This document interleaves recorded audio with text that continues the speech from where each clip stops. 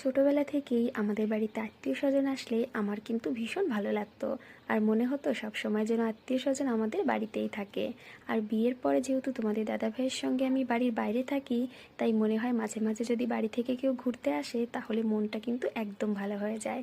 তো কয়েকদিন আগে তো তোমরা দেখেইছো যে আমার শাশুড়ি মা এখানে ঘুরতে এসেছিলো, আর মাকে নিয়ে আমরা বিভিন্ন জায়গায় ঘুরেছি, বেশ মজা হয়েছিল। তো তারপর আমরা বাড়িতে গিয়েছিলাম, বাড়িতে সবার সঙ্গে মজা করে আসার পর বাবাকে অনেক করে বলে এসেছিলাম, বাবা আমরা এবার যাওয়ার পর তোমরা কিন্তু আমাদের ওখানে যেও। তো অনেক করে বলার জন্য আমার বাবা কিন্তু ফাইনালি রাজি হয়েছে আমাদের এখানে আসার জন্য।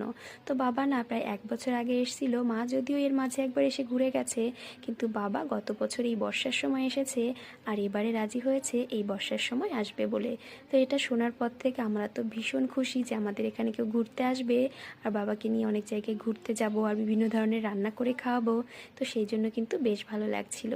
তো অনেকটা খুশি নিয়ে আমি চলে এসেছি রান্নাঘরে, আর আজকে রান্না করছিলাম কই মাছ দিয়ে আলু দিয়ে একদম পাতলা করে একটা ঝোল।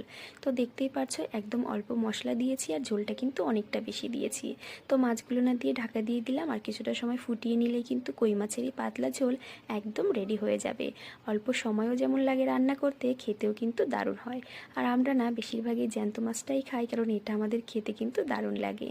তো চলো আজকে রান্নাবান্না কমপ্লিট করে নিয়েছি। ভিডিওটা কেমন লাগলো অবশ্যই জানাও।